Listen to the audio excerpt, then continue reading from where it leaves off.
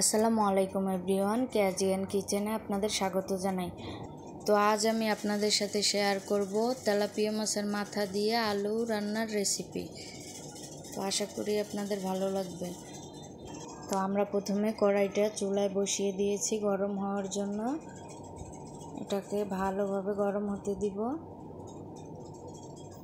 একটা বাটিতে মাছের মাথা ভালোভাবে ধুয়ে লবণ, হলুদ, মরিচের গুঁড়া মাখিয়ে আমি রেখে দিয়েছিলাম। তো এই যে দেখুন, আমি এভাবে করে রেখে দিয়েছি।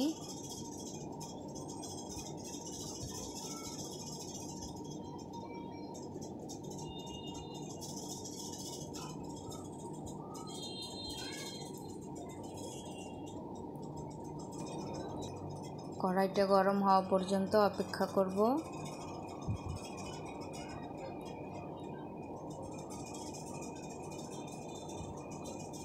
এবার আমরা কড়াইয়ে তেল দিয়ে দেব, সয়াবিন তেল।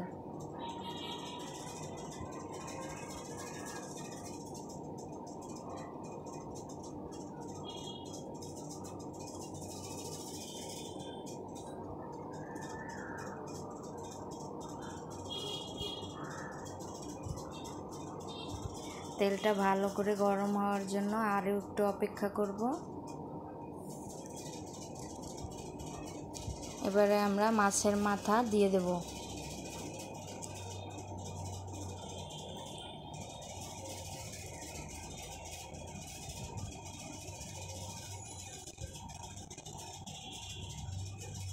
মাছের মাথা ভালোভাবে উল্টে দেব।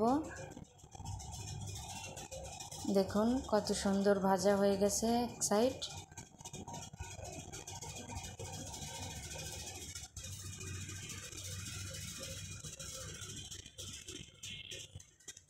তো আমরা আর অন্য সাইড ভাজার জন্য অপেক্ষা করছি। এই তো ভাজা হয়ে গেছে, তুলে নেব এখন অন্য একটা প্লেটে।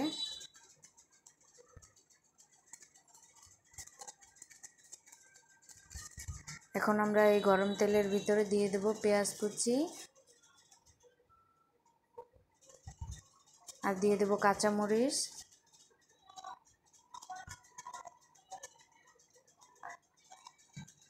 এখন এগুলোকে নেড়ে দিতে হবে।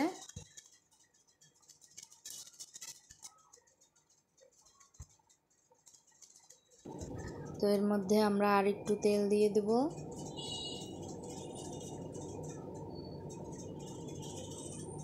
আবার এটাকে ভালোভাবে নেড়ে দিব। এখন আমরা এই পেঁয়াজগুলো বাদামি কালার হওয়া পর্যন্ত অপেক্ষা করব।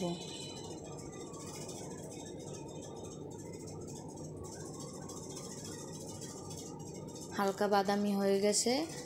এখন আমরা এর মধ্যে দিয়ে দেব রসুন বাটা, আদা বাটা পরিমাণ মতো।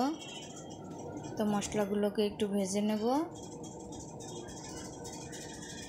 কিছুক্ষণ পরেই এর ভিতর দিয়ে দেব হলুদের গুঁড়ো, মরিচের গুঁড়ো,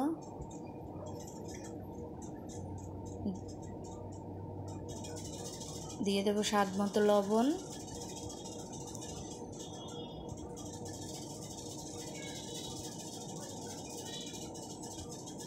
এখন এটাকে আর একটু নেড়ে দেব, দিয়ে এর ভিতরে দিয়ে দেব অল্প পরিমাণে পানি।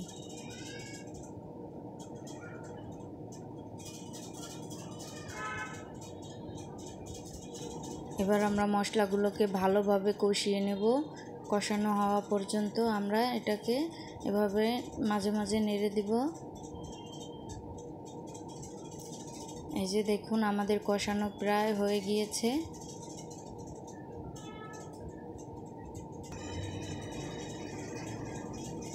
এখন আমরা ধুয়ে রাখা আলুগুলো এর ভিতরে দিয়ে দেব,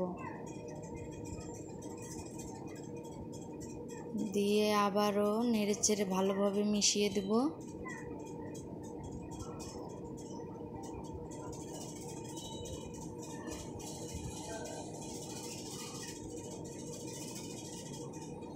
একটু ভালোভাবে নেড়ে দিতে হবে। এবার এটাকে ঢেকে দিব।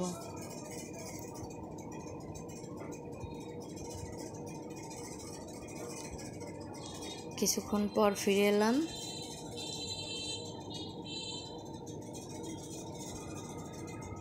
আবার একটু নেড়ে দেব।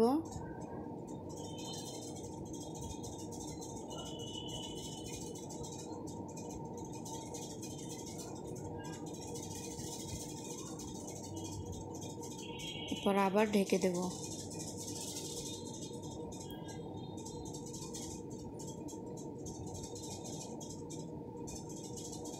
দেখুন এখন এই অবস্থায় আছে। এখন পানি দিয়ে দিতে হবে, এর মধ্যে বেশ কিছুটা পানি দেব, যেহেতু আলুটা ভালোভাবে সেদ্ধ হওয়ার ব্যাপার, আবার মাছের মাথা দিয়ে দেব, তার জন্য সেই পরিমাণ পানি দিয়ে দিতে হবে।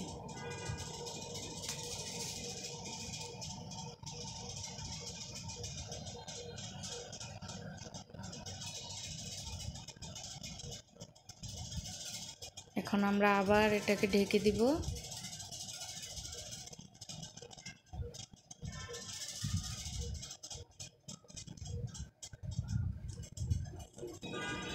দেখুন এটা ফুটে উঠেছে।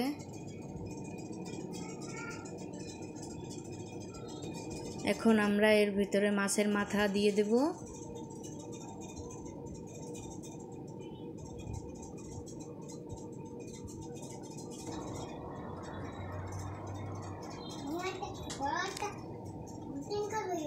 আর একটু নেড়ে দিতে হবে।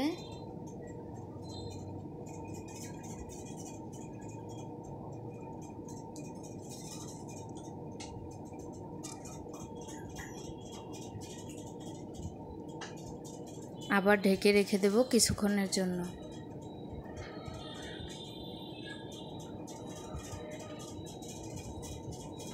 আবার ঢাকনা তুলে আরেকটু নাড়তে হবে। আলুটা সেদ্ধ হয়েছে কিনা এভাবে করে চেক করে নেবেন।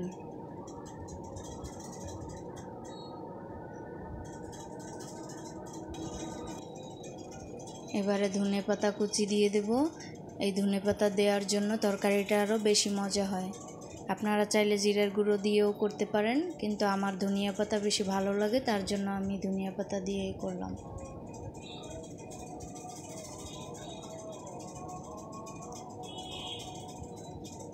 এবার ভালোভাবে মিলিয়ে দিতে হবে, যাতে পাতাগুলো সব জায়গা ছড়িয়ে যায়।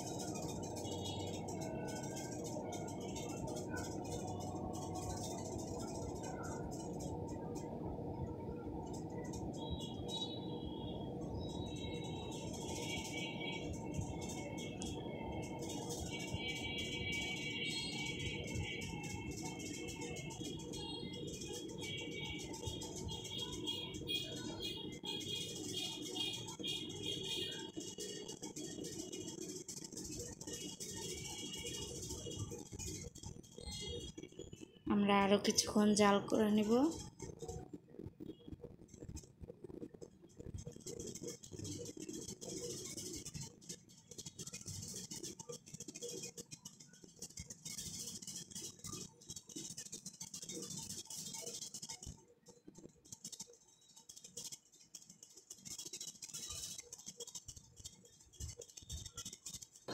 এবারে হাত দিয়ে কড়াইটাকে ঘুরিয়ে দিতে হবে। আমাদের রান্নাটা প্রায় হয়ে এসেছে। কিছুক্ষণের মধ্যেই আমরা চুলোটাকে বন্ধ করে দেব। ভালো থাকবেন সবাই। আল্লাহ হাফেজ।